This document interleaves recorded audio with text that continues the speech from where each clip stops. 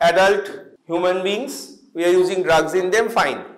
Now there are some special populations where both what the body does to the drug and what the drug does to the body. What the body does to the drug mane ki? Pharmacokinetics. And what the drug does to the body mane ki? Pharmacodynamics, mane mechanism of action of the drug or action of the drug. So there are certain special situations deviating from a healthy adult male or female. Ekta healthy adult human being theke kichu special situation e deviation thake where both the pharmacokinetics and pharmacodynamics of drugs change. And as a result, the clinical effect of the drugs in normal doses will change in those situations. তার জন্য কি করতে হবে? আমাদের dose modify করতে হবে। কি special situation? বাচ্চা, আজকে একটা adult male, if you give them any suppose an antibiotic, amoxicillin clavulanic acid in a particular dose, when you are giving it to a child, will you give that same dose? 625 milligram thrice daily dhar. Will you give that to a child? No. Similarly, 85-year-old, by 85 kano, 65, 70-year-old male or female patient, take jokhon you are giving the antibiotic amoxicillin clavulanic acid, will you give in the same dose? No. So in these extremes of age, elderly বা young patients, pediatric patients, ঠিক আছে? আর pediatric পেশেন্টদের মধ্যে আবার যারা আরো ছোট, মানে infants, first year of life, ঠিক আছে? যারা আরো ছোট, এদের ক্ষেত্রে you have to modify the dose. কেন modify করব? Body weight থেকে শুরু করে, the lean body mass, the fat-free body mass, that varies. The water content varies. Metabolism varies. Elimination of drug ki diye hoy? Mainly via kidney and liver. Their capacity to eliminate the drug varies. Body size তো of course vary করছে, বিশেষ করে বাচ্চাদের ক্ষেত্রে। তো এত ভ্যারিয়েশনের জন্য একটা অ্যাডাল্টে যে ডোজ, একটা বাচ্চা বা একটা বুড়ো, not the same dose. This is the main concept. এছাড়া pregnancy, lactation, these are two special situations. কেন two special situations? Adult female সেদিক দিয়ে ঠিক আছে, কোনো অসুবিধা নেই, but that adult female is carrying a child, a developing child, a child whose organs are gradually being developed, and many drugs, a huge number of drugs can affect the growth of various organs of that child. সেই জন্য প্রেগনেন্সিতে যখন ওষুধ দেওয়া হবে, তোমার হাত বাঁধা, restricted use, সেটাও আমরা হালকা করে ডিসকাস করব। And lactation, again lactation মানে কি? A lady who is breastfeeding, সেও একটা adult female lady, ঠিক আছে, কোনো অসুবিধা নেই, but when you are giving some drug to her, that drug via breast milk will reach the child. একটা ছোট্ট বাচ্চা সব ওষুধ সহ্য করতে পারবে না, তাই ল্যাকটেশনের সময়ও you have to be careful while prescribing drugs. আর কি? দুটো major organ of drug elimination, যেটা কিডনি আর লিভার, এগুলো যদি ডিজিজড হয়, এগুলোর ফাংশন যদি ডিরেঞ্জড হয়, তখনও ড্রাগ ফাংশন বডিতে, ক্লিনিক্যাল এফেক্ট অফ ড্রাগ প্রচুর ভ্যারি করে যায়। তখন again you have to modify the dose, you have to exclude some drugs, you have to use some drugs with caution. তো দিস ইজ দ্য পয়েন্ট। এইগুলি হচ্ছে special situation, এবং সেখানে we have to modify our drug use. এখান থেকে কি আসতে পারে? মেইনলি এক্সপ্লেন বাই, অলরেডি তোদের প্র্যাকটিক্যালে এই লাস্ট থিওরিতে একটা কোয়েশ্চেন এসছে যে অ্যাডাল্টস, এই children are not miniature adults, মানে ওয়াই ইউ আর, সোজা কথায় why you are modifying dose in children. এই ধরনের এক্সপ্লেন ওয়াই গুলোই আসতে পারে, এইটার জন্যই এইটা ক্লাসটা, ঠিক আছে? আর সত্যি বলতে গেলে dose calculation, dose modification, this can come as numerical problems, but usually disease সিচুয়েশনে কি ডোজ চেঞ্জ হয়, এই ধরনের প্রবলেম তো দেওয়া হয় না, ঠিক আছে? তোদের আরো সিম্পলার প্রবলেমস দেওয়া হয়, ড্রাগ ইনফিউশন রেট ক্যালকুলেট করা, প্রবলেমসের ক্লাস কি হয়েছে? নিউমেরিক্যাল প্রবলেমসের ক্লাস হয়নি তো, প্র্যাকটিক্যাল অনেক সিম্পল জিনিস করানো হয়। তো these are the drugs, these are the special situations where drug use gets modified. Geriatric মানে old age, usually considered above 65 to 70 এর উপর আমরা geriatric বলি। Pediatric মানে below 12.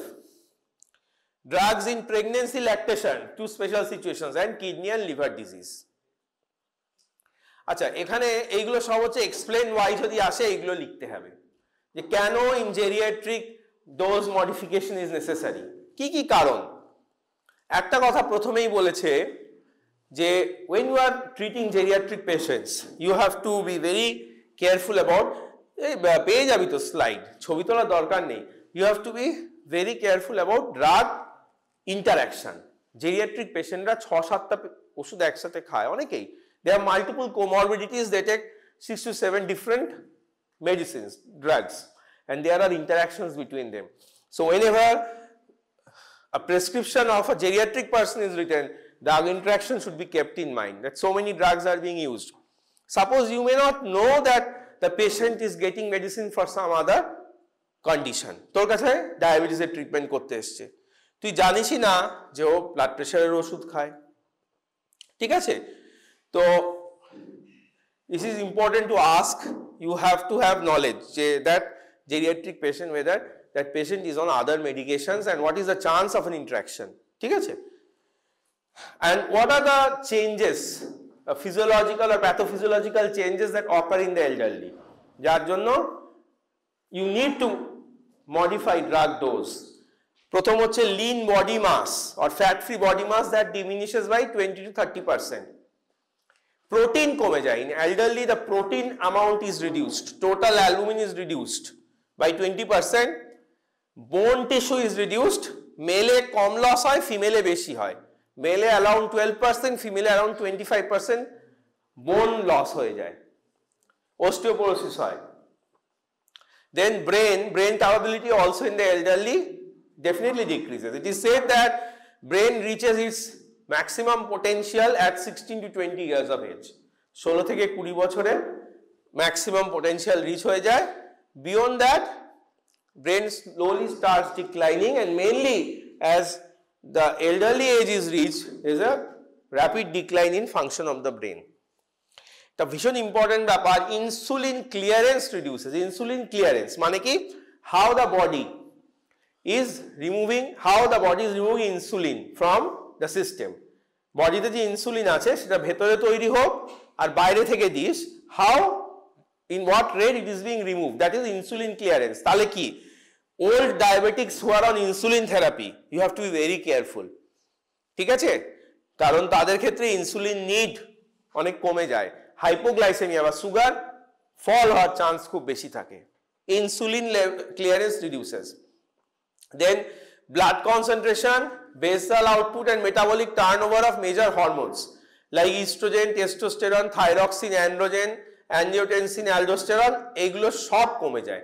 So when these hormone level reduces, automatically you will have a lot of clinical effect in the body. You will have many drugs, the clinical effect of many drugs being altered. কিরকম, ধর যদি তোর angiotensin কমে যায়, angiotensin কি করে, angiotensin কিন্তু blood pressure বাড়ায়, অ্যাঞ্জিওটেনসিন ব্লাড প্রেশার বাড়ায়। তাহলে একটা গ্রুপ অফ মেডিসিন আছে, তোদের অ্যান্টিহাইপারটেনসিভ হয়েছে, একটা গ্রুপ অফ অ্যান্টি হাইপারটেনসিভ আছে, মানে ব্লাড প্রেশারের ওষুধ অ্যান্ড ব্লাড প্রেশার কমানোর ওষুধ, যারা অ্যাঞ্জিওটেনসিনের এফেক্টকে ব্লক করে, ঠিক আছে? Either they block the receptor of angiotensin or they reduce the production of functional angiotensin. এদেরকে বলে ACEI, angiotensin converting enzyme inhibitor বা ARB, angiotensin receptor blocker. তো এলডারলিতে যদি অ্যাঞ্জিওটেনসিনই কমে যায়, তাহলে এই যে ওষুধের গ্রুপ ACEI বা ARB, এদের কাজ কি হবে ভালো?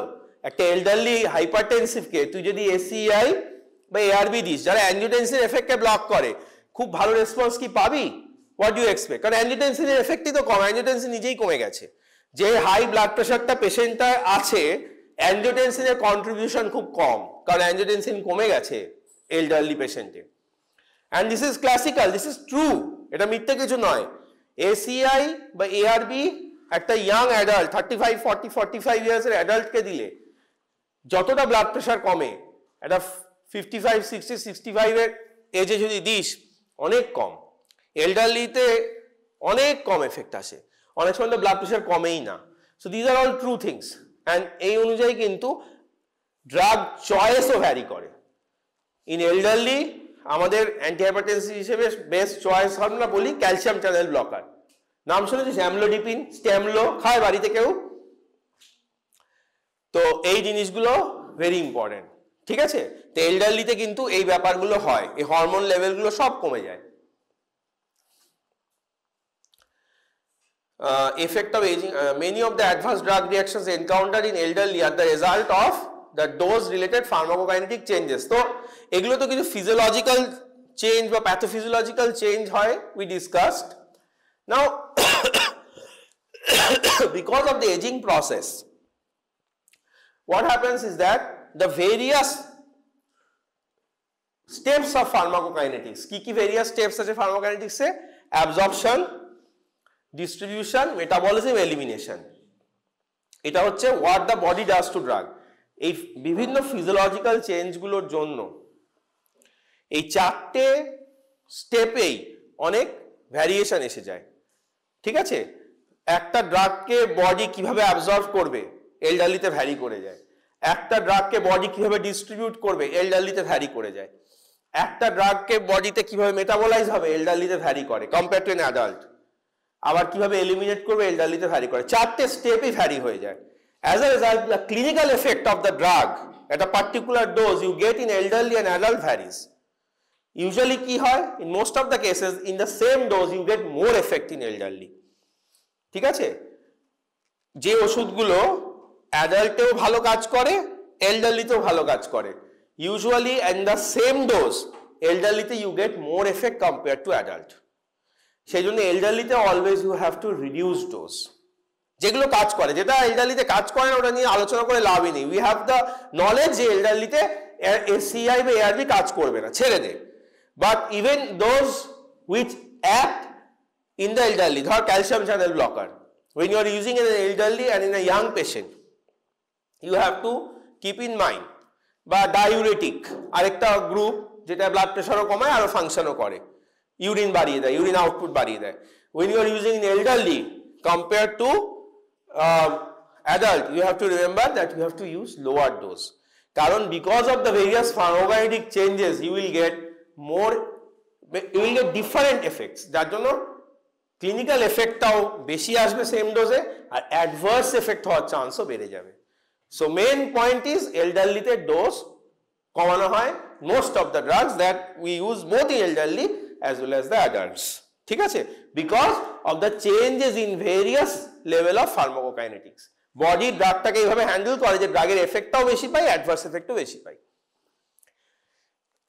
কি কি চেঞ্জ হয় এল্ডারলিতে? অ্যাবজর্পশনে কেন চেঞ্জ হয় সেই পয়েন্টগুলো এখানে আছে। গ্যাস্ট্রিক অ্যাসিড সিক্রিশন কমে যায়, ড্রাগ অ্যাবজর্পশনটা কম হয়, জিআই মোটিলিটি, ড্রাগ অ্যাবজর্পশন কম হয়। Actually it is that drug absorption একটা গিভেন টাইম কম হয়, মানে ওয়েন ইউ আর এক্সপেক্টিং যে ড্রাগটা 4 ঘন্টা অ্যাবজর্ব হবে, দেখা যাচ্ছে সেটা 8 ঘন্টা ধরে অ্যাবজর্ব হচ্ছে। So you get an aberrant effect, unexpected effect.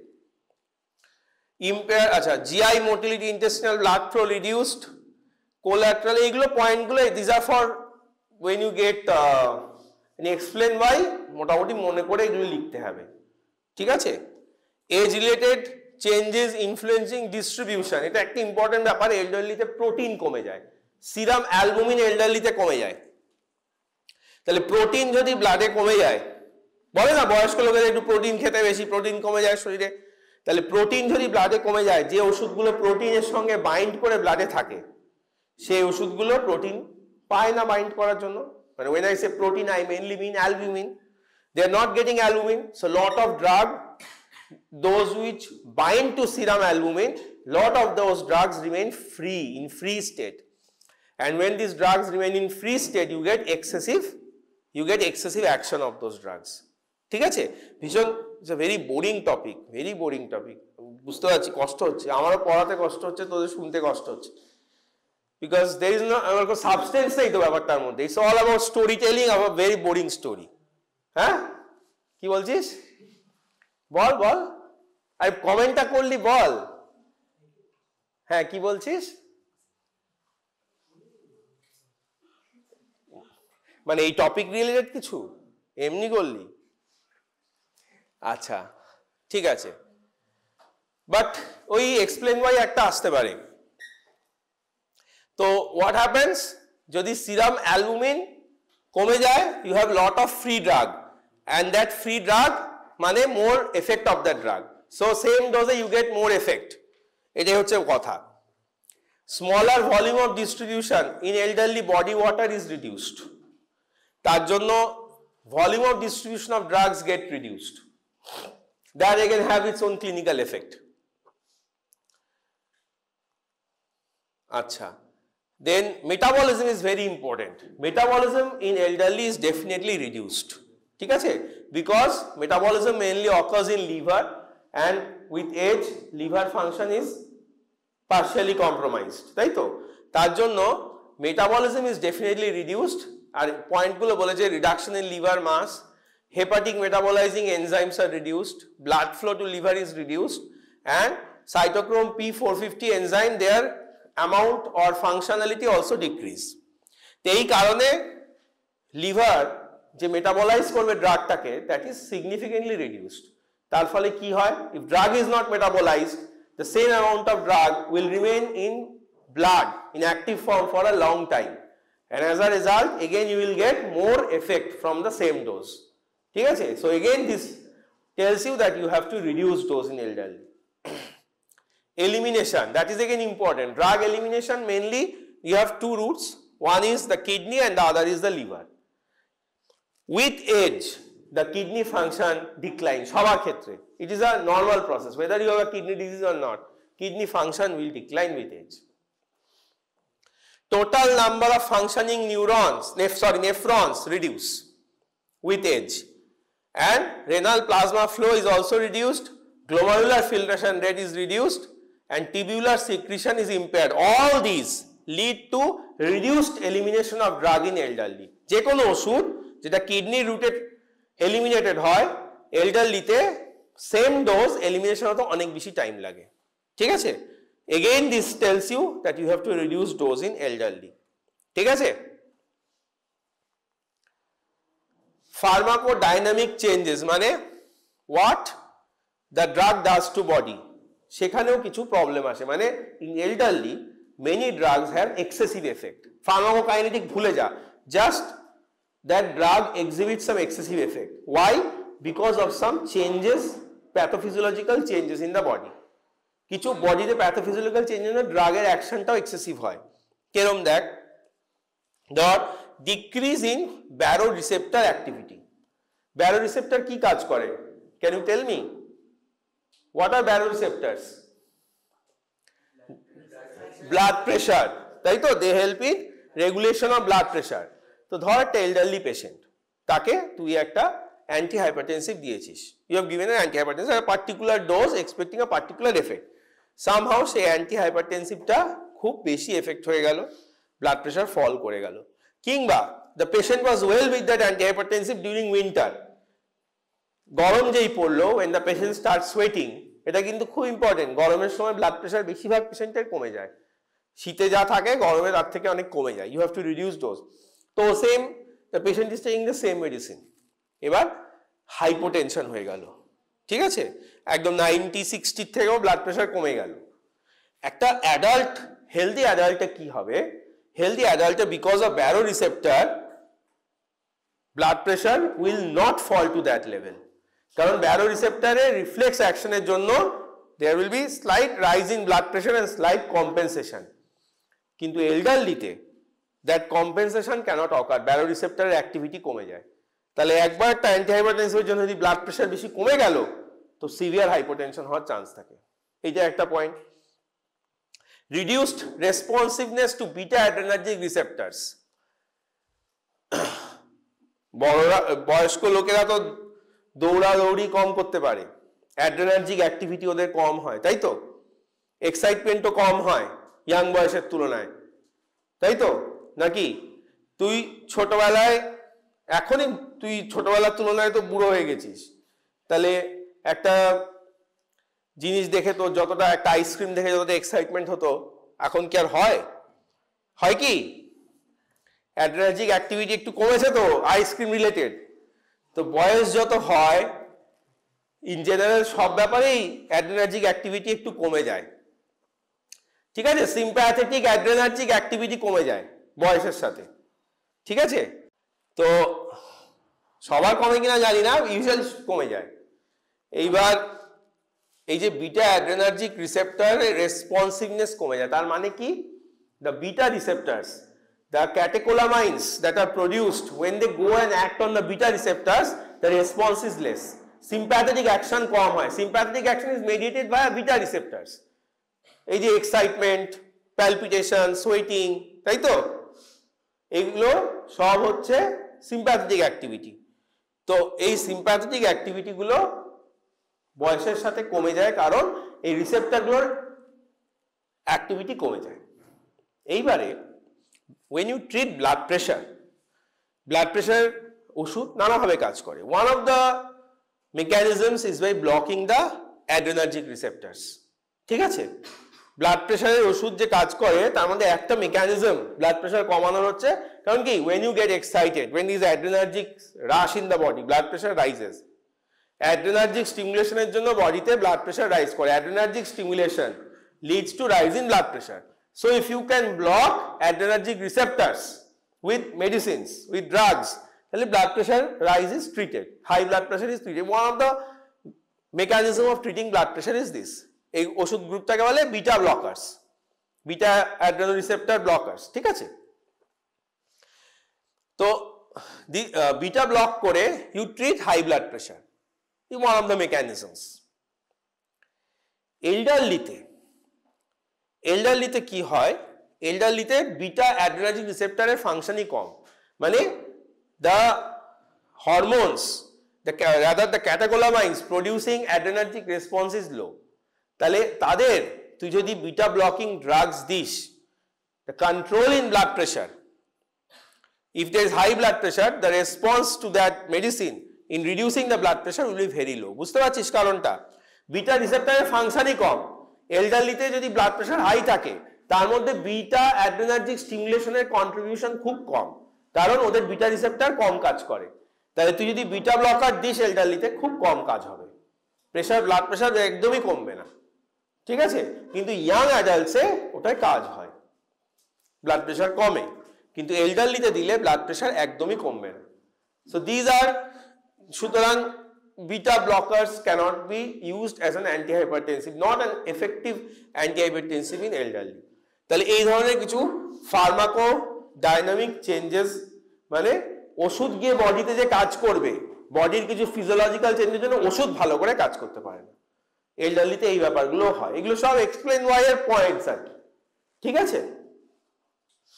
ঠিক আছে, একটু ব্রেক নিয়ে, এল্ডারলিটা হয়ে গেছে, এগুলো একটু পড়ে কোয়েশ্চেন আসলে লিখতে হবে, আর কিছু না। তাহলে এল্ডারলিতে ডোজ কি করি আমরা? এই বেসিক মেসেজটা কি?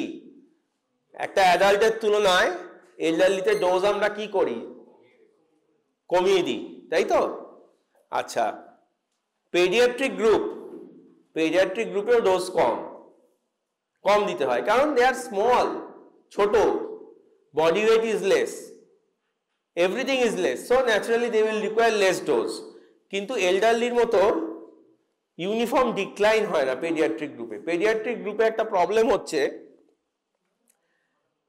up to 2 to 3 years of life, up to 2 years at least, metabolism and all the functions are reduced, কম থাকে অ্যাডাল্টের তুলনায়।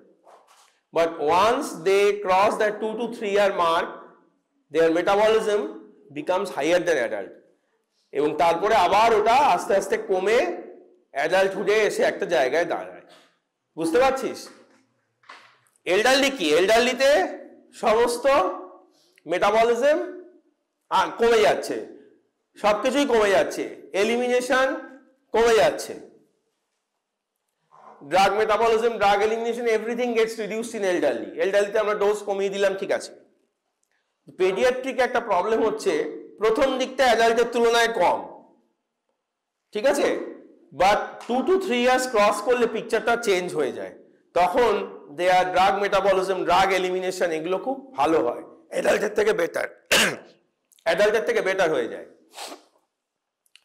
তাহলে অ্যাডাল্টের থেকে যদি বেটার হয়ে যায় তখন তাদের ডোজ ক্যালকুলেশনে সেই জিনিসটা মাথায় রাখতে হয়। এরকম নয় যে অ্যাডাল্টের থেকে বেশি ডোজ লাগবে, কারণ they are very small, their body weight is much less, but per kg calculation যদি অ্যাডাল্টে করিস তার তুলনায় দেখা যাবে per kg they require more dose 2 to 3 years এর পরে, but before 2 to 3 years the picture is less, তখন আবার ওদের সব সিস্টেম হাইপো ফাংশনিং হয়, বাট এই 2 to 3 ইয়ার পরে কিন্তু এটা মোর ফাংশনিং স্টেজে চলে যায়, অ্যাডোলেসেন্স অবধি ওরকম মেনটেন করে অ্যাডোলেসেন্স থেকে আস্তে আস্তে আবার কমে অ্যাডাল্টহুডে যখন আসে অ্যাডাল্ট লেভেলে চলে আসে। তো এই ব্যাপারটা আছে, যেটা এল্ডারলিতে নেই। এল্ডারলিতে ইউনিফর্মলি ব্যাপারটা কমতে থাকে অ্যাডাল্টের তুলনায়। তো drug treatment for infants and children require knowledge, স্বাভাবিক। Pharmacokinetic changes occurs from few months to 3 to 4, ওই যে আমি 2 to 3 বলেছি না, 3 to 4 বলছে, ওই মোটামুটি অ্যাপ্রক্সিমেটলি 3 ইয়ার্স অফ লাইফ অব্দি there's a rapid change in pharmacokinetics। আর লিকুইড প্রিপারেশন কিন্তু পেডিয়াট্রিক্সে প্রচুর ইউজ হয়। এই লিকুইড প্রিপারেশনের একটা স্পেশালিটি হচ্ছে liquid preparation gets absorb very well, ঠিক আছে। জ্বর প্যারাসিটামলে এমনি ট্যাবলেট যদি খাস 2-2.5 ঘন্টা লাগে কমতে। একবার যদি ভালো রকম ভাইরাল ফিভার এর স্পাইক হয়, প্যারাসিটামল ট্যাবলেট খেলে 2 ঘন্টা তো লাগেই কমতে, 2 ঘন্টা পরে কমা শুরু করে 2.5 ঘন্টায় গিয়ে টেম্পারেচারটা ফল করে, except there is some special preparation যেটা ফাস্ট কাজ করে, called advance preparation, Crocin advance বলে পাওয়া যায়। কিন্তু পেডিয়াট্রিক সিরাপ খুব ফাস্ট কাজ করে because of the liquid form.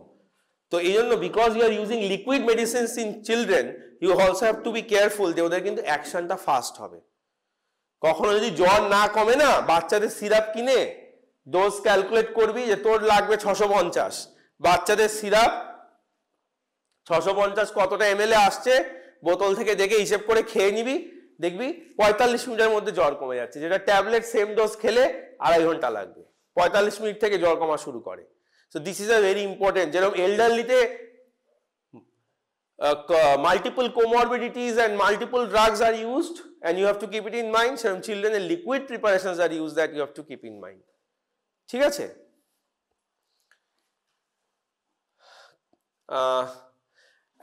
Distribution, total volume of body water is an extracellular fluid are greatest during neonatal period and infancy. These are all information যে body water and extracellular fluid infancy তে খুব high থাকে, and this is also very important যে blood brain barrier in neonates particularly is ill developed, তার ফলে lot of drugs can enter the brain. So small children, particularly infants and neonates who have ill developed blood brain barrier can suffer from toxic effects in the CNS. So বাচ্চাদের when you prescribe, you have to be very careful about drugs that can affect the CNS because their blood brain barrier is ill developed. And this point is very important that metabolism of most drugs proceeds comparatively slow in first few weeks of life and later increases up to 2 to 3 years of life. এটাই বারবার বলছি যে in first few weeks to first few years of life metabolism is low, অ্যাডাল্টের থেকে কম হয়, but as soon as they cross the 2 to 3 year mark their metabolism becomes faster than adult and accordingly per kg body weight দেখা যায় compared to adult they need more drug, ঠিক আছে। After they gradually reduce until adolescence. আচ্ছা, drug metabolites are eliminated through bile, that is liver or kidney, and all the and what are the factors that determine the function of this kidney, particularly kidney, because most of the drugs are eliminated through kidney. how much plasma protein binding, how much is the renal blood flow, what is the glomerular filtration rate and what is the tubular secretion. এই factors গুলো determine করে drug elimination, and all these factors fluctuate in pediatrics compared to adult. কিরকম fluctuation? ওই আবার একই metabolism এর মতো, first few weeks to 1 year 2 year একটু low থাকে elimination processটা, but soon by 1 year 1.5 year 2 year they reach a stage যেখানে drug elimination becomes very fast, and this is one of the reasons why in children after 2 to 3 years per kg body weight কিন্তু অ্যাডাল্টের থেকে ওষুধ বেশি লাগে, ঠিক আছে? These are few formulas which are used to calculate doses. এটা অঙ্ক আসতে পারে but generally দেওয়া হয় না, but it can come. Calculation of dose.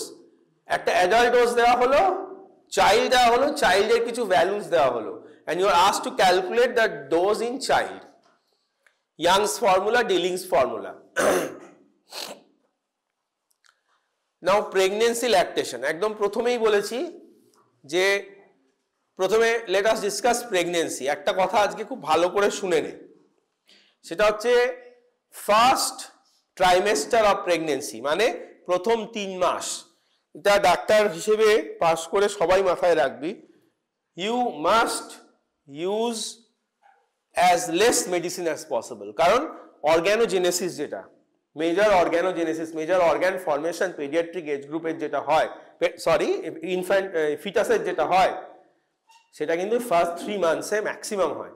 তো first 3 মান্থসে you have very restricted number of drugs that can be safely used, খুব কম, আর একদম না ইউজ করতে পারলে ভালো হয়। শুধু ফলিক অ্যাসিডটা দিতে হয় একদম প্রথম থেকে, ফলিক অ্যাসিডটা দেওয়া হয় বাচ্চার নার্ভাস সিস্টেম যাতে ভালো করে ডেভেলপ করতে পারে, দিস সাপ্লিমেন্টেশন ইজ নেসেসারি, আর ভিটামিন ডি দেওয়া হয়। আর apart from that avoid as far as possible. প্রেগনেন্সিতে মর্নিং সিকনেস হয়, একটা ফার্স্ট ট্রাইমেস্টারই হয়, বমি পায় সকালের দিকে, সেই মর্নিং সিকনেসটা অনেক সময় খুব সিভিয়ার হয়ে যায়, যার জন্য একটু ওষুধ দিতে হয়, তাও অ্যাভয়েড করতে পারলে ভালো হয়, বাট মর্নিং সিকনেসের জন্য ওষুধ দিতে হয়। ডক্সেলামিন বলে একটা ওষুধ আছে, দেওয়া হয়, অনেক সময় অন্ডারসেট্রনও ইউজ হয়। So when prescribing drug to a pregnant patient, if you are not sure, don't prescribe, whether the drug is safe or not. If you are sure, only then prescribe. Third trimester relatively safe, second trimester একটা মাঝামাঝি জায়গা, first trimester very risk. কোনো ওষুধ না prescribe করাই ভালো, only gynaecologist have a clear cut idea, মনে থাকে ওদের যে কোনটা সেফ আর কোনটা সেফ নয়, they get updated about it. Otherwise be very careful, ask a gynecologist when you are prescribing in future about the safety of drug. বা কেউ যদি ফার্স্ট ট্রাইমেস্টার পেশেন্ট হয়, সব ওষুধ বন্ধ করে গাইনোকোলজিস্টের কাছে পাঠিয়ে ওপিনিয়ন নিয়ে আবার রিস্টার্ট করো, এইটা যেন মাথায় থাকে। সেই কথাগুলো এখানে লেখা আছে। The use of drugs must be avoided unless absolutely necessary. Fetus or neonate must always be kept in mind as a potential recipient of the drug. Placental barrier is a selective membrane but cannot block all the drugs from passing to fetus. So you have a placenta, and every drug cannot pass placenta freely. So it to some extent protect the fetus from the drugs being taken by mother. কিন্তু বেশিরভাগ ড্রাগই in different amounts cross the placental barrier and reach the embryo. সুতরাং in spite of the placental barrier, you will be exposing the fetus to the ill effects of drugs, particularly in the first part of pregnancy. এইটা খুব important. This is the FDA pregnancy category list. Drugs are classified into these 5 categories as per their safety. যখন এখন তো smartphone আছে, when you are suppose you are in a situation where you have to treat a pregnant patient, তো তুই যে ওষুধগুলো দিচ্ছিস সেগুলোর প্রেগনেন্সি ক্যাটাগরি লিস্ট কি সঙ্গে সঙ্গে চেক করে নেওয়া খুব সেফ হবে। প্রেগনেন্সি ক্যাটাগরি লিস্ট বলে সার্চ দিয়ে ওষুধটার নাম দিলে you will get it, it is very important. কেন কি প্রেগনেন্সি ক্যাটাগরি লিস্ট যদি এ হয়, তাহলে কোনো অসুবিধা নেই, চোখ বন্ধ করে দিতে পারিস। Because these are drugs which in human studies have shown no fetal risk. A হচ্ছে সেফ, হিউম্যান স্টাডিতে দেখা গেছে যে they are safe, they cause no fetal risk. আরামসে দাও। Folic acid is such an example, এটা দিলে ভালো হয়, ইনফ্যাক্ট মানে নার্ভাস সিস্টেম ডেভেলপমেন্টে হেল্প করে। Category B, it is also somewhat safe. Category B তে কি থাকে? ক্যাটাগরি বি কারা? অ্যানিমাল, কোনো মানে human studies have not demonstrated, মানে হিউম্যান স্টাডি হয়নি সেভাবে large scale, but animal studies have been done and they have shown that there is no fetal risk. অ্যানিমালে যদি ফিটাল রিস্ক না দেখা হয়, ইট ইজ এক্সপেক্টেড যে হিউম্যানেও ফিটাল রিস্ক হবে না। তাহলে বিটা হচ্ছে অ্যানিমালসে কোনো ফিটাল রিস্ক পাওয়া যায়নি, বাট হিউম্যানে স্টাডি হয়নি। হিউম্যানে যদি হয় তাহলে এ, আর অ্যানিমালে যদি করা হয়ে থাকে তাহলে B. A and B are safe. A is totally safe, B is also nearly totally safe. কারণ ইউজুয়ালি যে স্টাডিগুলো অ্যানিমালে ফিটাল রিস্ক পাওয়া যায় না, হিউম্যানও পাওয়া যায় না, সবসময় দেখা গেছে, এক্সেপশন খুব একটা নেই কিছু। পরে হয়তো ভবিষ্যতে হিউম্যানে লার্জ স্কেল স্টাডি হলে সেফ প্রমাণিত হয়ে যাবে। C is from where the query starts. C টা কি? C টা হচ্ছে অ্যানিমালে some adverse effects have been seen. Some adverse effects, major নয়, but some adverse effects have been seen. ঠিক আছে? But those adverse effects are such that if there is benefit to the mother, then these drugs should be continued. If there is a benefit to, in spite of adverse effect, if there is benefit to the mother, these drugs should be continued. এইখানে you have to take a judgmented decision, আমি ওষুধ continue করব কি করব না। ঠিক আছে? Most of the drugs come under C category. This is important. এইখানটাই you have to apply your knowledge যে আমি ওষুধটা কন্টিনিউ করব কি করব না। ডিটা সি থেকে আরেকটু সিভিয়ার, মানে ডিতে ফিটাল রিস্কটা খুব বেশি। Compare to see the fetal risk is much higher, but still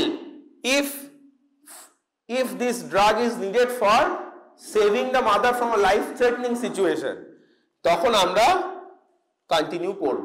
যেরকম anti convulsants are mostly under D. ধর মা সিজার ডিসঅর্ডার আছে, মায়ের pregnant lady has seizure disorder, তো অ্যাডভান্স স্টেজে চলে গেছে প্রেগনেন্সি বা ফার্স্ট ট্রাইমেস্টারে আছে, সেই অবস্থায় if you change the anti-seizure drug, the patient might develop seizure attacks. Both the fetus and mother might die out of that attack, but fetus might be severely harmed because of seizure itself. এরকম condition, even if the seizure medication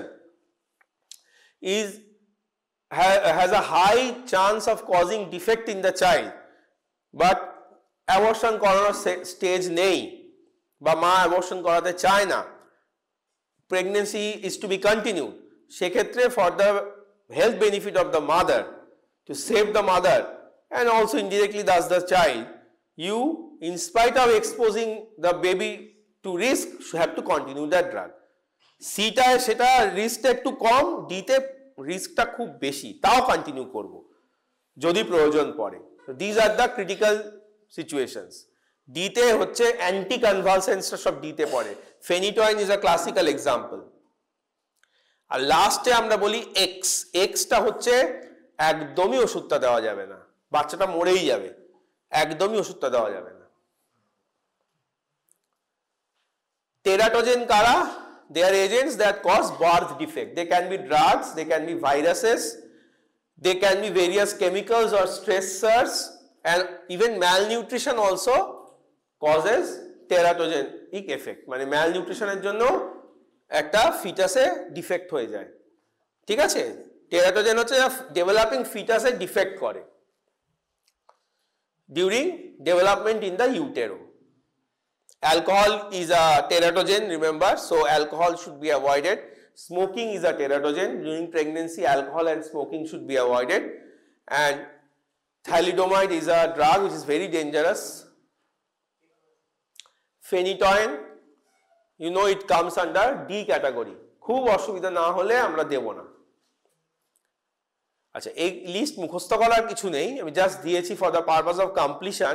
এটা হচ্ছে একটা list যেটা what drugs can be used in pregnancy and what cannot be used in pregnancy, important groups of drugs, তার একটা list. তোদের এখন লাগবে না, but this list will be very helpful in future if you in any field, derma থেকে শুরু করে medicine থেকে শুরু করে, where you have to prescribe lot of drugs, pregnant patient তো আসবে, তো ক্লিয়ার কাট একটা আইডিয়া এই লিস্ট থেকে পাবি যে কোন কোন ওষুধগুলো প্রেগনেন্সিতে কন্টিনিউ করা যায় আর কোনগুলো বন্ধ করতে হয়। এখন এই স্টেজে মুখস্থ করার কোনো দরকার নেই। এই এলডারলিতে আমরা ওষুধের কি এতক্ষণ যে এলডারলি আর পেডিয়াট্রিক্স নিয়ে কি বুঝলি? বুঝলি যে ডোজ কমাতে হয়, আর যখন প্রেসক্রাইব করবি প্র্যাকটিক্যালি কি, যখন প্রেসক্রাইব করবি ইন্ডিভিজুয়াল ওষুধ ধরে ধরে মোটামুটি জেনে যাবি যে কি ডোজ দেওয়া হয়, শিখে যাবি। মুখস্থ করার তো জায়গা নেই, সম্ভব নয়। যখন যেটা প্রেসক্রাইব করবি, যে স্টেজে নেট থেকে হোক, কাউকে জিজ্ঞেস করে হোক, ভুল করে পরে গালাগালি খেয়ে হোক, শিখে যাবি। এইভাবেই শিখতে হবে। এখানে আমাদের মেইনলি পরীক্ষায় গল্প লেখার একটু তোদের হেল্প করা। আলটিমেটলি গল্প যাদের লেখার তারা দারুণ লেখে, কিন্তু এই পয়েন্টগুলো থাকলে মার্কসটা এক্সামিনার পড়বে, 3-4টি ইম্পর্টেন্ট কথা চোখে পড়লে মার্কসটা পাওয়া যাবে।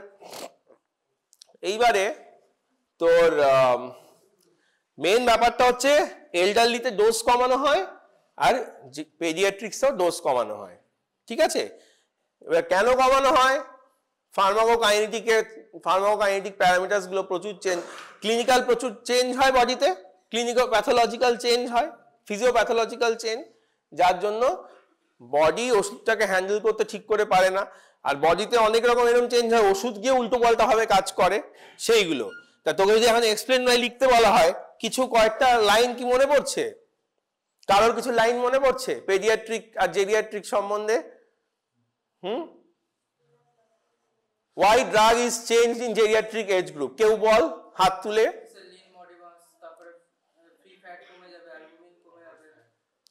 এটা কাদের? জেরিয়াট্রিক। হ্যাঁ,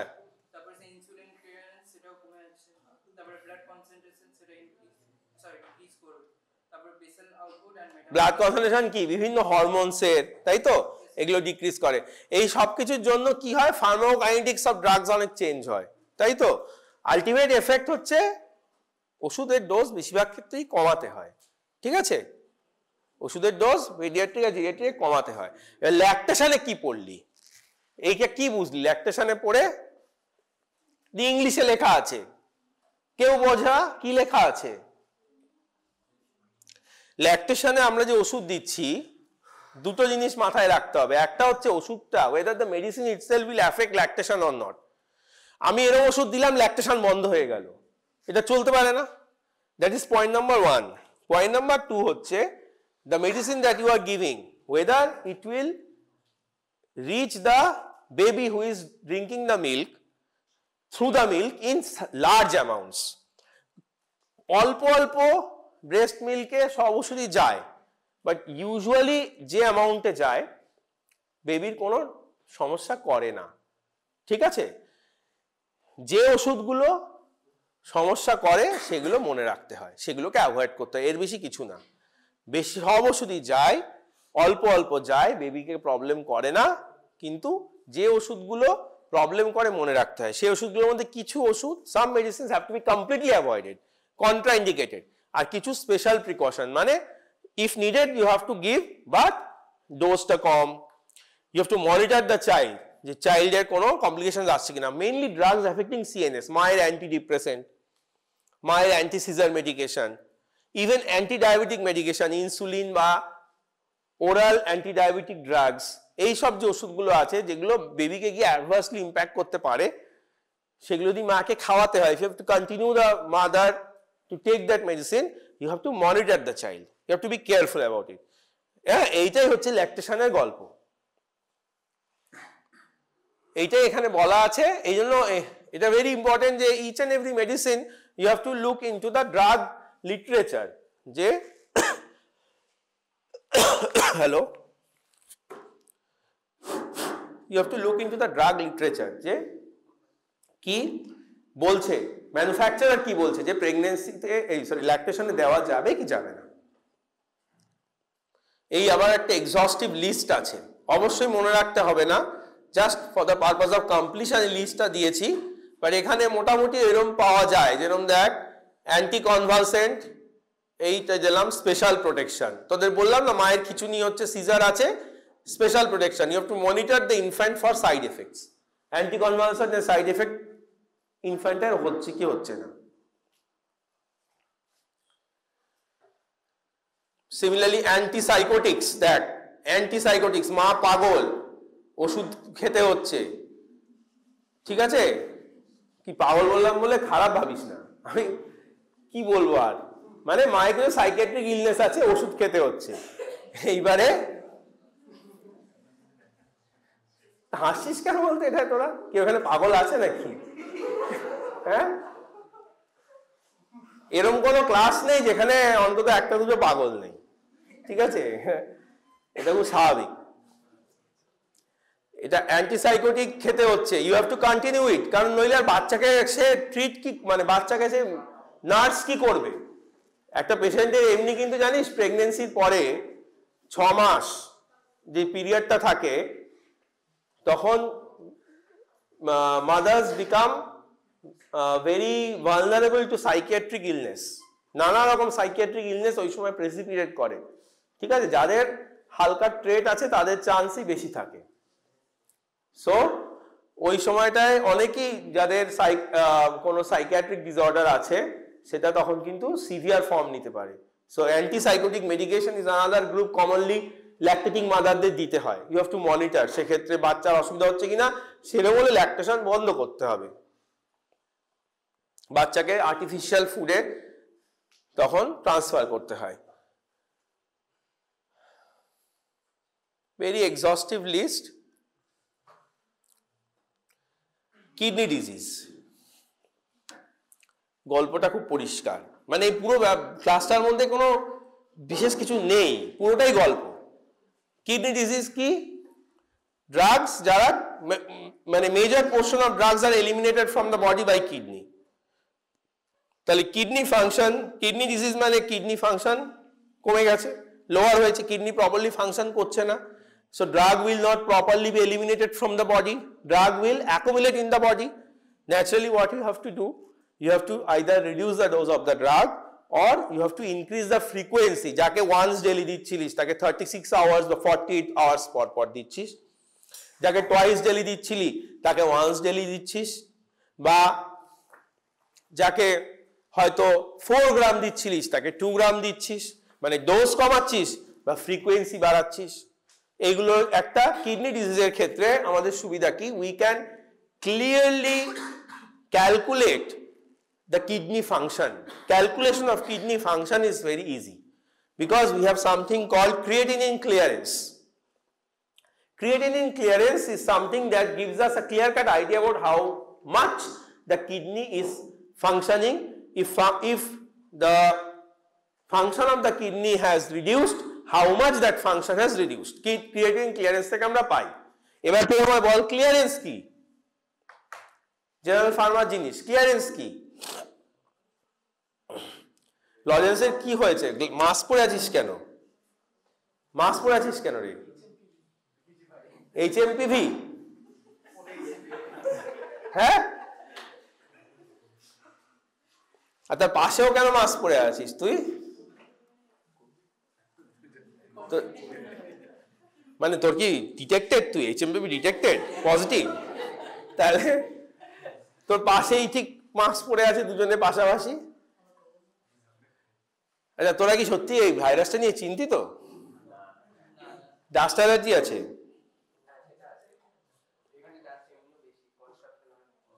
ওই জন্য পড়ছিস? আচ্ছা আচ্ছা, ঠিক আছে। তো ক্লিয়ারেন্স কাকে বলে বল? ক্লিয়ারেন্সটা কি এবং তার থেকে কি বুঝিস বল?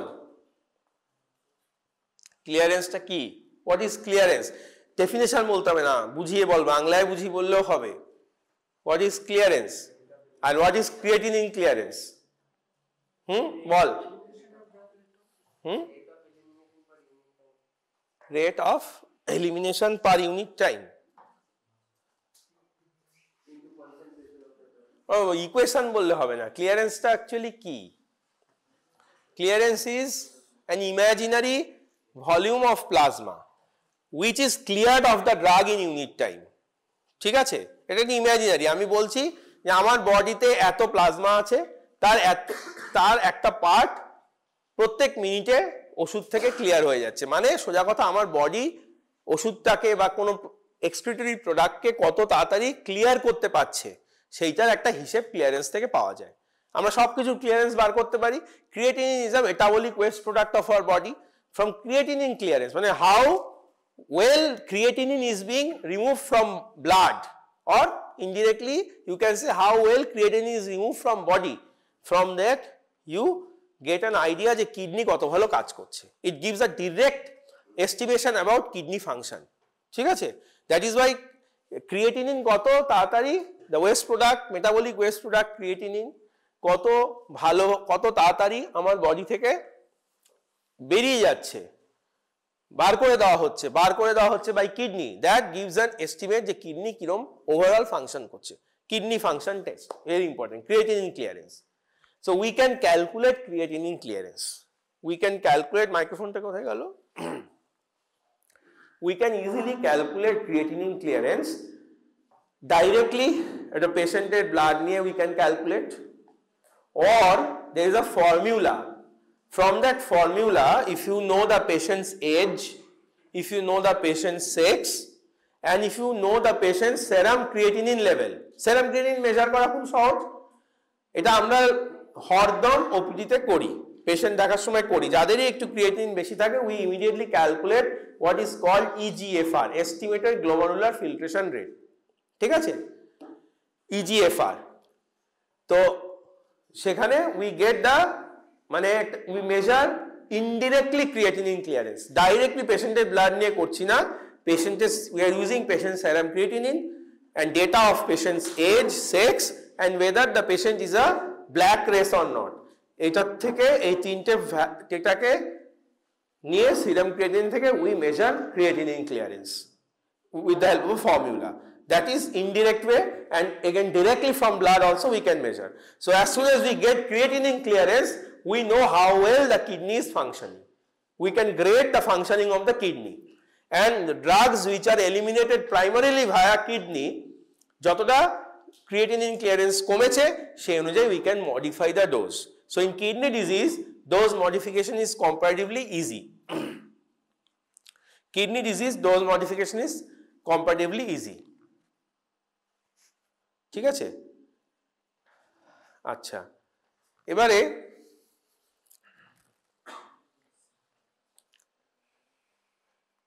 drugs that are primarily এবার তোরা কেউ পড়, নাহলে ঘুমোবি। স্মার্টফোনটা পেছনে পাঠিয়ে দে তো, ওর কাছে দিয়ে দে, তোর পেছনে।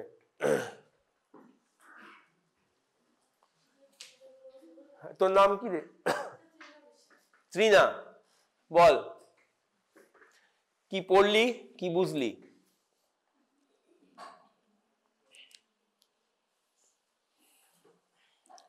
কিডনি ডিজিজ পর Kidney disease, it markedly affects pharmacokinetic of many drugs as well as alter the effect of some drugs. বুঝেছিস সবাই? ইংলিশ পরিষ্কার। তারপর Clearance of drugs that are primarily excreted unchanged, aminoglycosides, digoxin, phenobarbital. So these are drugs that are eliminated unchanged in urine. তাহলে এগুলো kidney ডিজিজে কি করতে হবে? দে আর বল পর তো যেরকম ক্রিয়েটিনিন ক্লিয়ারেন্স কমবে, drugs that are excreted by or eliminated by kidney unchange, তাদের ডোজও সেভাবে কমিয়ে দেওয়া হবে, ঠিক আছে? হ্যাঁ, loading dose of such a drug usually not altered unless there is oedema, মানে বডিতে যদি ফ্লুইড জমে থাকে তখন আলাদা কথা, মানে কিডনি ফাংশন যদি খুব ডিরেঞ্জড হয়। আদারওয়াইজ এইসব ড্রাগের লোডিং ডোজটা যদি সবার ক্ষেত্রে লোডিং ডোজ আর মেইনটেনেন্স ডোজ অ্যাপ্লিকেবল নয়, যাদের ক্ষেত্রে loading dose applicable loading dose change করা হয় না, বাট ফর হ্যাঁ maintenance dose should be reduced, হ্যাঁ dose interval prolong proportionately. And this is a rough guideline যে ক্রিয়েটিনিন ক্লিয়ারেন্স কত হলে ডোজ রেট কতটা রিডিউস করা হবে, ডোজ রেট মানে twice daily, thrice daily, once daily, সেটা কতটা রিডিউস করব ক্রিয়েটিনিন ক্লিয়ারেন্স কত হলে, ঠিক আছে? Normal creatinine clearance is above this, above 70. So when you have 50 to 70, dose rate to be reduced to 70%. When it is 30 to 50, dose rate to be reduced to 50%. ঠিক আছে? এইরকম। এবার পর dose rate of drugs only partly excreted unchanged in urine also needs reduction, but to lesser extent. So those who are partly excreted in urine unchanged, যেটা completely urine দিয়ে বেরোয় তাদের অনেক বেশি এফেক্টেড হবে কিডনি ডিজিজে, যেগুলো পার্টলি তাদেরও একটা মডিফিকেশন লাগবে। অ্যান্ড এখানে আমি বলে দিচ্ছি যে হাফ লাইফও প্রলং হয়ে যায়, সিম্পল, বেশি কনফিউশনে গিয়ে লাভ নেই। হাফ লাইফ, স্টেডি স্টেট, যে বিভিন্ন ফার্মাকোকাইনেটিক প্যারামিটার্স আছে, they also get prolong in kidney disease for drugs that are eliminated by kidney route, ঠিক আছে? নেক্সট কনসেপ্ট ইজ, বল Tina, protein. Especially albumin are often low or altered in structure in patients with renal diseases. Binding of acidic drugs is reduced, but that of basic drug is not much affected. সোজা কথা, এই তোরা কি গল্প করছিস বল, বোঝা আমাকে। তুই তো বলেছিস তোর পাশে, তোর নাম কি রে? সৃজা। সৃজা, সৃজাকে মাইক পাস কর তো, এক্সপ্লেন কর কি বুঝলি এটা।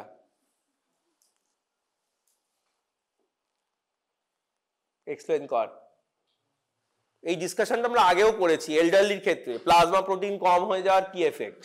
হ্যাঁ, কি effect in renal disease also plasma protein particularly albumin is reduced. তাহলে অ্যালবুমিন যদি রিডিউসড হয়, many drugs that bind to albumin to a large extent, তারা বাইন্ড করার কিছু পাবে না। কিরে, অ্যালবুমিন কমে গেছে Srija, so what will happen? Drugs will not get albumin to bind, so what will happen? Drugs that you have gone to the blood will remain in what state?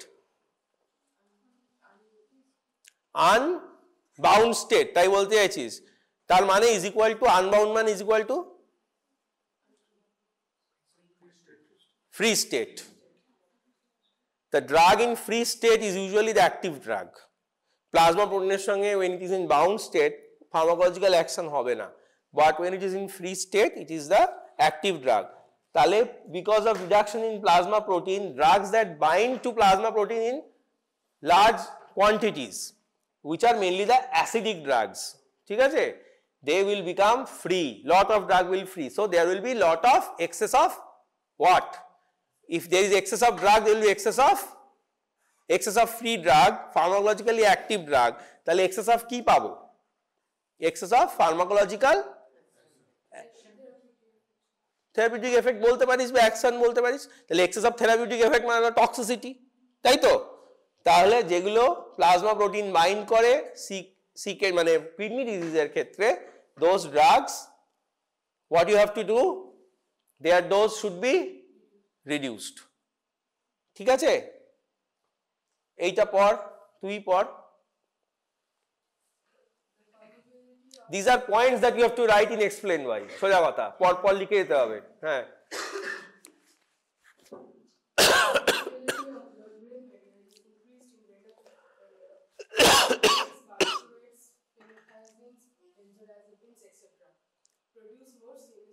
these are all CNS depressant drugs and they can cross blood brain barrier. এইরা বেনজোডাজিম তো তোর পরীক্ষায় এসেছিল, sedative hypnotic, তাই তো?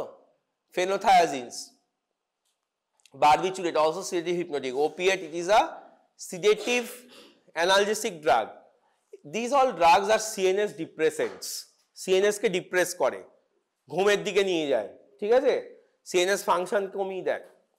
তো these drugs can cross blood brain barrier। R kidney ডিজিজে কি হয়, যেরকম বাচ্চাদের ব্লাড ব্রেন ব্যারিয়ার ইল ডেভেলপ থাকে, কিডনি ডিজিজে ওরকম in an adult also the blood brain barrier functionality is reduced, it cannot function properly. So these CNS depressing drugs can enter the brain more and have more sedative hypnotic effect, so they have to be reduced in low dose, ঠিক আছে। pethidine like morphine is another drug similar, pethidine। আর এর বল তুই পর এবার পেথিডিনের কি আছে,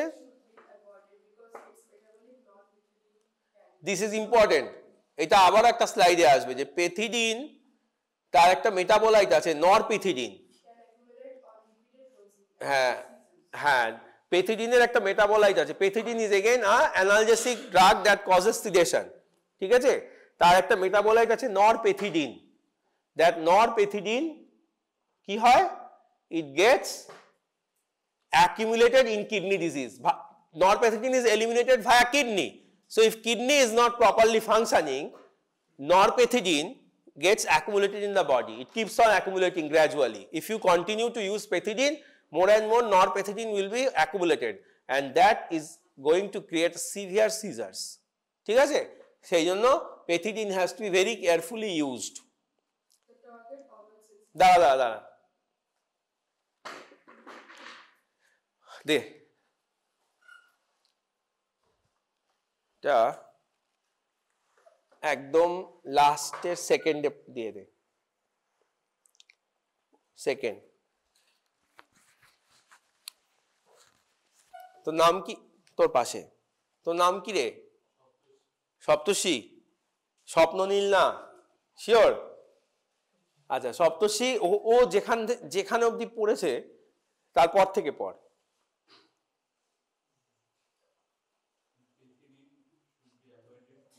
আমি জানি তুই পারবি না, কারণ ও যেখানে অবধি পড়েছে তুই তো জানিস না, তুই তো ঘুমিয়েছিলি, তাই না? আজকে কি ক্লাস হচ্ছে বলতো, আজকে ক্লাসের টপিক কি বল? হ্যাঁ, এলডারলিতে কি হয়, ড্রাগ কি প্রবলেম করে এলডারলিতে ড্রাগ, দু চারটে কথা বলতে পারবি? কি করতে হয়, ডোজ চেঞ্জ বলতে সাধারণত কি করতে হয়, কমাতে হয়। ভেরি গুড, এলডারলিতে ডোজ সাধারণত কমাতে হয়, কেন?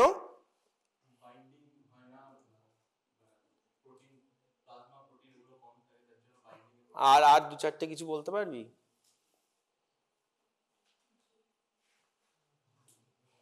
কয়েকটা এক্সাম্পল দিতে পারবি এলডারলিতে কি চেঞ্জ হয়, কি ওষুধ হয় না, কি চেঞ্জ হয়, কোন ওষুধ ভালো কাজ করে না, কিছু বলতে পারবি?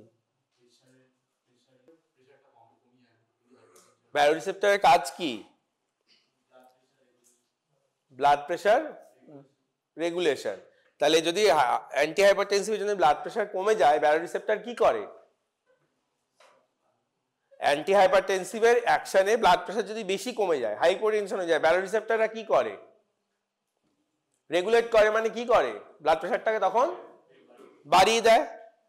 তাহলে এলডারলিতে কি হয়, ব্যারোরিসেপ্টর অ্যাকশন কম্প্রোমাইজড, তাহলে অ্যান্টি হাইপারটেনসিভের জন্য যদি ব্লাড প্রেশার কমে যায়, এগুলো হচ্ছে examples explaining why there is a difference. একটা এলডারলিতে তফাৎ তো এটা বইও লিখে ফেলা যায়, few lines with few examples to write a 3-4 marks answer, এই তো কাজ, আর তো কিছু না। তো ব্যারোরিসেপ্টর কি হয়, কম্প্রোমাইজ হয়, তাহলে কি হয়, হাইপোটেনশন হলে সেটাকে কারেকশন করতে পারে না অ্যাডাল্টের তুলনায়। This is a point. Plasma protein এলডারলিতে একটা পয়েন্ট, ঠিক আছে। আচ্ছা তুই তাহলে পড়, ও বলেছে এই সিজার অবধি পড়েছে, বুঝলি? পেথিডিনের একটা মেটাবোলাইট আছে নরপেথিডিন, and that norpethidine gets accumulated if you use in a kidney disease patient, properly eliminate হতে পারে না, and that accumulated norpethidine can cause severe seizure। এই অবধি আমরা বলেছি। টার্গেট অর্গান সেন্সিটিভিটি বল, মানে in kidney disease various organs become more sensitive to certain drugs, সেইটা একটা ব্যাপার। হ্যাঁ, তারপর বল। Antihypertensive drugs produce more postural hypotension in patients with renal insufficiency. Postural hypotension কি জানিস? পশ্চারাল হাইপোটেনশন কাকে বলে? পশ্চারাল হাইপোটেনশন হচ্ছে some patients on antihypertensive medications, when they stand up from mostly from lying, suddenly stand up from lying posture or even sometimes from sitting posture, there is a sudden drop in blood pressure. Sudden drop. কেন হয়? শোয়া ছিল, উঠে গেল, blood ফ্লোটা ব্রেনে কমে গেল because of gravity, তার জন্য there is a sudden drop in blood pressure. ঠিক আছে? ইউজুয়ালি সেটা হওয়ার কথা না, because of various reflexes in our body. Blood হুট করে ফল, সাডেনলি ব্লাড নিচের দিকে চলে এসে ব্লাড প্রেশার ফল করা উচিত নয়। ঠিক আছে?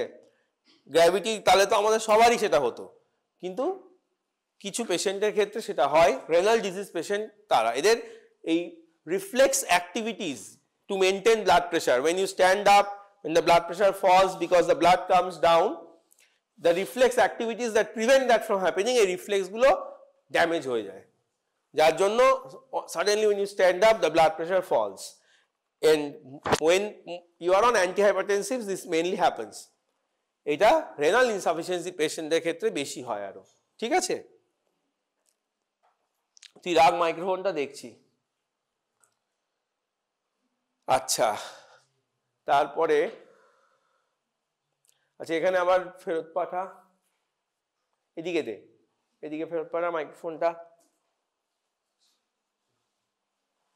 ওকে দে, ওর পেছনে, তোর পেছনে জাস্ট, ওকে দে। হ্যাঁ, তোর নামটা কি জানো? শামসুর। শামসুর পর এটা।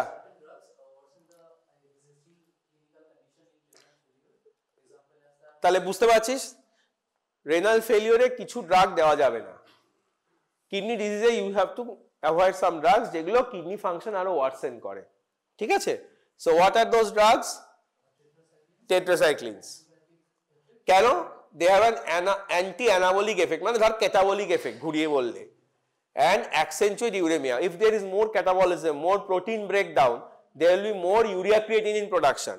More urea creatinine production মানে kidney, more urea creatinine production মানে কিডনি ফেলিওর অলরেডি যে পেশেন্টের হচ্ছে, there will be deterioration, because when these metabolites, excretory metabolites that are to be eliminated from the body by kidney, when they get accumulated, the symptoms of renal failure increase. ঠিক আছে? Renal failure কেন হচ্ছে? All the problems in renal failure কেন হয়? বডির নানা রকম complication কেন হয়? Because the metabolites that are to be eliminated by a kidney, সেগুলো প্রপারলি বেরোচ্ছে না, urea, creatine and many other such things. এবার তুই যদি এরকম কোনো ওষুধ দিস যারা সেই মেটাবোলাইট প্রোডাকশন আরো বাড়িয়ে দিচ্ছে, তাহলে এই পেশেন্টের তো খুব খারাপ কন্ডিশন হয়ে যাবে। ঠিক আছে? So tetracycline is one such group. NSAIDs cause more fluid retention. NSAIDs হচ্ছে ব্যথার ওষুধ, যেগুলো ডাইক্লোফেনাক, আইবুপ্রোফেন, তোরা খেয়েছিস? ব্যথা হলে, চোটফোট লাগলে খেয়েছিস ব্যথার ওষুধ কেউ? কি নাম খেয়েছিস বল, একটা নাম বল। প্যারাসিটামলটা ঠিক টিপিক্যাল ক্লাসিক্যাল NSAID নয়, অন্য কোনো প্রপার ব্যথার ওষুধ খেয়েছিস? হ্যাঁ, আইবুপ্রোফেন, আইবুপ্রোফেন, হ্যাঁ আইবুপ্রোফেন, ব্রুফেন নামে বিক্রি হয়। এইটা হচ্ছে প্রপার একটা ব্যথার ওষুধ যেগুলো ব্যথা ফোলা কমায়। They are called NSAIDs, non-steroidal anti-inflammatory drugs. They cause fluid retention in the body. ঠিক আছে? Fluid retention.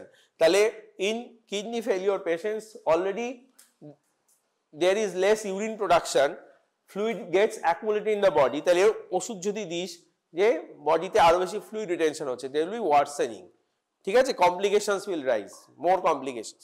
মাইক্রোফোনটা আমার কাছে পাস কর। So nephrotoxic drugs, they should be avoided. ঠিক আছে?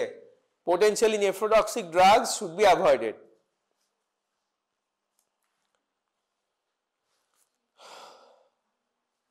এইগুলো সব কিছু ওই যাকে বলে পয়েন্টস, যেগুলো তোদের এক্সাম্পল হিসেবে লিখতে হবে টু এক্সপ্লেন দ্য আনসার।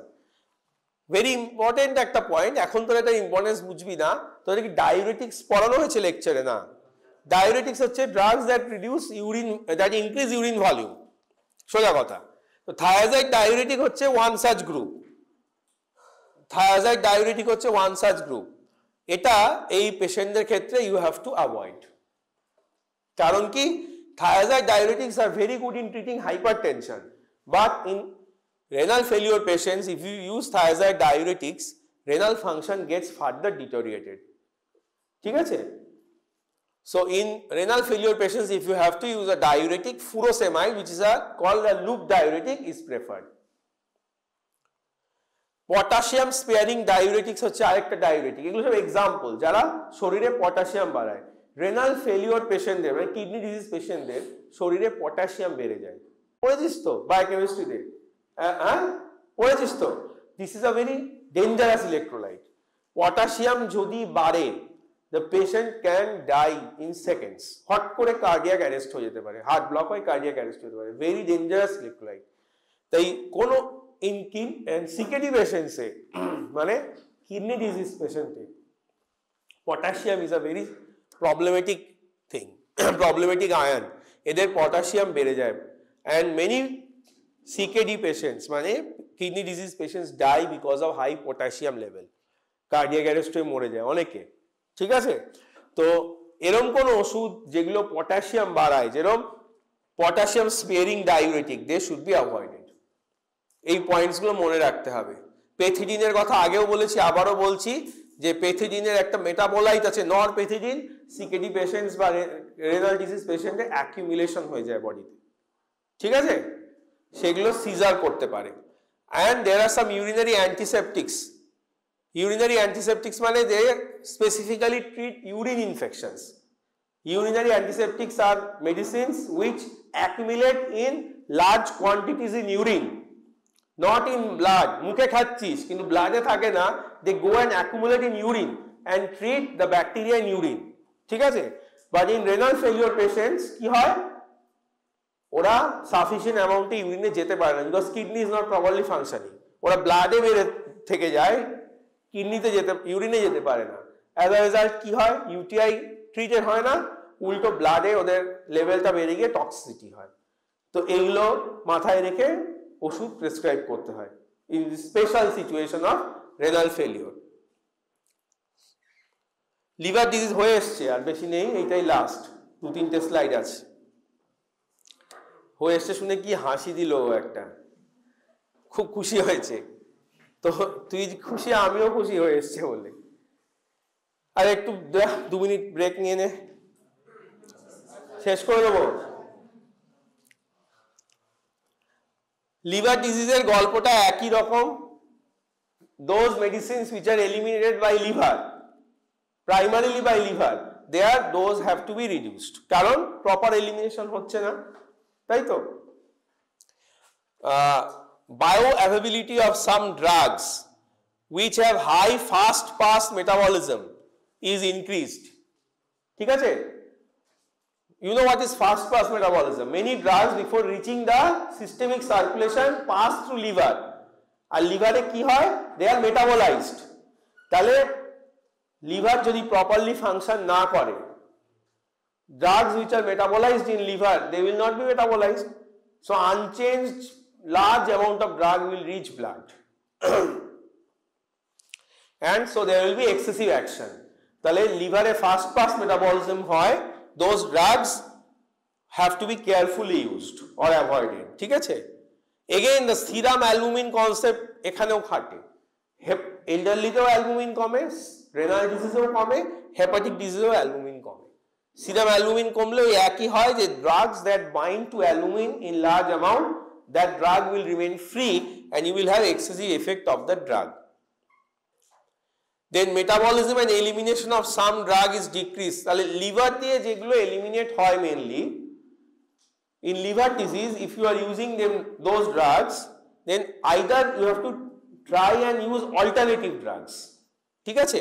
যেরকম propranolol, it undergoes extensive metabolism and elimination via liver. Propranolol এটা একটা বিটা ব্লকার, তোরা পড়েছিস মনে already, beta blocker propranolol, extensive metabolism and elimination in via liver. তো লিভার ডিজিজে প্রোপ্রানোলল সেই জন্য যদি as a beta blocker if you are using, you should avoid and use atenolol in its place as an example. Or if you are using a drug that is eliminated by a liver, you should use its alternative with same action that have shorter duration of action. ঠিক আছে, যাতে টক্সিসিটির chance কম হয়, যেমন diazepam as a sedative hypnotic, as a anxiolytic has a long duration of action. So if in a liver disease patient you are using a sedative hypnotic anxiolytic, in place of diazepam you should use oxazepam or lorazepam. They have shorter duration of action. তাহলে কি হবে, বডিতে toxicity হওয়ার chance কমে যাবে, দিলি অল্প কিছুক্ষণ কাজ করে বেরিয়ে গেল। If it's a longer duration of action, যেহেতু লিভারে এলিমিনেশন প্রপারলি হচ্ছে না, অ্যাকশনটা প্রলং হবে, সাইড এফেক্ট হওয়ার চান্স বেড়ে যাবে। So shift to drugs that are not eliminated by liver, or shift to drugs that have shorter duration of action. And there are some drugs that are activated in liver. Those drugs should be entirely avoided, like vancomycin, an antibiotic. একটা কথা you should remember যে compared to kidney disease, in liver disease dose modification is difficult. কেন? Kidney disease how much the kidney is functioning can be very easily measured with the help of what? জোরে সবাই, কি clearance, কি clearance, with the help of creatinine clearance you can easily calculate how much the kidney is functioning from normal level, how much less it is functioning. So dose modification is comparatively easy. লিভারে এরকম কোনো fixed parameter নেই যে liver exactly normal থেকে কতটা deviate হয়েছে, it's a complex understanding. ঠিক আছে, সো এইটাই এখানে বলা আছে। So as a result when you are modifying dose in liver disease, তোরা তো মডিফাই করবি না, এটা ক্লিনিক্যাল ফার্মাকোকাইনেটিক্সের কাজ, হ্যাঁ অনেকটাই হাই লেভেলের এমবিবিএস লেভেলের কাজই নয়। তোদের এই অঙ্ক আসবেও না আশা করছি, মানে ডেফিনেটলি আসবে না, কিন্তু অনেককে তো করতে হয়। লিভার ডিজিজ পেশেন্ট যেখানে ভর্তি আছে হসপিটালে ইন হাউস ডোজ মডিফিকেশন করতে হয়। তো সেক্ষেত্রে কিডনি ডিজিজে যতটা ইজিলি করা যায়, কিডনিতে যতটা ইজিলি করা যায়, লিভারে ততটা ইজিলি করা যায় না, because there is no such single test to determine the function of liver like creatinine clearance in case of kidney disease. ঠিক আছে, বাবা তাও শেষ হচ্ছে না। আচ্ছা, ওই একই গল্প যেটা কিডনিতেও বলেছিলাম, সেটা হচ্ছে যে সিএনএস ডিপ্রেসিং ড্রাগস, এগুলো মাথায় রাখতে হয় যে CNS depressing drugs like morphine, barbiturates, এগুলো ওই ব্লাড ব্রেন ব্যারিয়ার যেহেতু কিছুটা ফাংশন ড্যামেজ হয়, they can produce more effect. ঠিক আছে, আচ্ছা এইটা কিন্তু এক্সপ্লেন বাইতে আসে, এই পয়েন্টটা অনেক সময় আসে। brisk diuresis is to be avoided in liver failure patients. ঠিক আছে, brisk diuresis, দেখ লিভার ফেলিওর পেশেন্টদের একটা জিনিস হয় বলে হেপাটিক এনকেফালোপ্যাথি। কি হয়, মানে একটা ডিফিউজ ডিসফাংশন অফ ব্রেন, একটা situation where the brain is not properly functioning, এটা কোমাটোস স্টেজে চলে যায়, নানা রকম সাইকিয়াট্রিক বিহেভিয়ারাল অ্যাবনর্মালিটিস হয়। ঠিক আছে, কেন হয়? Because in liver failure patients ammonia accumulates in the body, ammonia, and that ammonia can easily cross the blood brain barrier and reach the brain, ammonia. সেই জন্য in liver failure patients we always want that instead of ammonia, ammonia should remain in form of ammonium ions. Ammonia is lipid soluble, can cross blood brain barrier, কিন্তু NH4 ion form যদি বডিতে থাকে it cannot reach brain. ঠিক আছে, it cannot cross the blood brain barrier and reach brain. সব সময় আমরা hepatic পেশেন্টসদের ক্ষেত্রে ট্রিটমেন্টের ক্ষেত্রে এই জিনিসটা মাথায় রেখে চলি। So if you cause brisk diuresis মানে with the help of diuretic group of medicines which increase urine volume, তুই হঠাৎ করে ডাইউরেটিক দিলি and it's a sudden increase in urine output. এই লিভার ফেলিওর পেশেন্টদের বডিতে ফ্লুইড জমে, দে হ্যাভ ইডিমা, বিশেষ করে পেটে ফ্লুইড জমে, তাই অনেক সময় so they have to be given diuretic, but ডোজটা খুব বুঝে দিতে হয়। মেজার্ড ডায়ুরেসিস করতে হয়। সাডেনলি এক্সেসিভ ডায়ুরেসিস যদি হয়ে যায় তাহলে তাদের বডিতে একটা চেঞ্জ হয়, that leads to formation of ammonia, lot of ammonia, মানে অ্যামোনিয়াম আয়ন থেকে অ্যামোনিয়া হয়ে যায়, which we do not want, আমরা অপোজিটটা চাই। ঠিক আছে, হাইপোক্যালেমিক অ্যালকালোসিস হয় বডিতে because of sudden diuresis, and that leads to formation of ammonia from ammonium ion, and that ammonia will enter the brain and cause mental derangement and precipitate what is called hepatic encephalopathy. So brisk diuresis should be always avoided in renal failure, that কি বলছি, liver failure patients. এইটা last slide, এইটাও important point. আমাদের বডিতে clotting হয় তো, হয়তো কারা করে আমাদের বডিতে ক্লটিং ন্যাচারালি? প্লেটলেট হচ্ছে ফার্স্ট লাইন। আমার বডিতে যেটা ব্লিডিং শুরু হয়, ব্লিডিংটা আটকানোর জন্য ফার্স্ট কি হবে, ভ্যাসোকনস্ট্রিকশন হবে, তারপরে কি হবে, white plug formation, that is form by platelet, and that is followed by red plug মানে ব্লাড ক্লট। এই ব্লাড ক্লট যে হয়, ব্লাড ক্লট কারা করে? এগুলোকে কি বলে? Clotting factors. Clotting factors that are present in blood, these are all proteins that are produced from liver. In liver disease all clotting factors are reduced, production is reduced. সেই জন্য liver disease patients, if they are given oral anticoagulants, মানে what are oral anticoagulants? Drugs that reduce blood clotting. I have told in this class, ভুলে গেছি নিশ্চয়ই, যে there are certain conditions যেখানে বডিতে excessive blood clotting হয়। ঠিক আছে, এক্সেসিভ ব্লাড ক্লটিং হয়, ডিপ ভেন থ্রম্বোসিস, ডিভিটি একটা এক্সাম্পল, আর্টিফিশিয়াল ভ্যালভ যদি থাকে আমাদের হার্টে, দ্যাট ইজ অ্যান এক্সাম্পল। এগুলোতে বডিতে এক্সেসিভ ব্লাড ক্লটিং হয়, সেখানে blood clotting we have to reduce with the help of certain group of drugs called anticoagulants, blood clotting কমায়। কিন্তু in liver disease, because already blood clotting is reduced, because blood clotting factors are reduced, সেখানে oral anticoagulants are very dangerous, they can cause excessive bleeding, মানে clotting এতই কমে গেল যে উল্টো bleeding শুরু হয়ে গেল। So in liver disease patients oral anticoagulants have to be very carefully used. এইটা একটা কথা।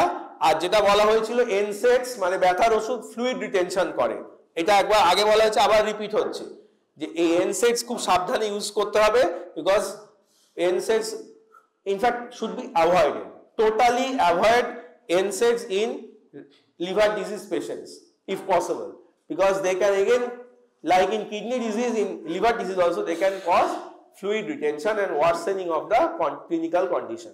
ঠিক আছে, এই hepatotoxic drugs as far as possible should be avoided in liver disease.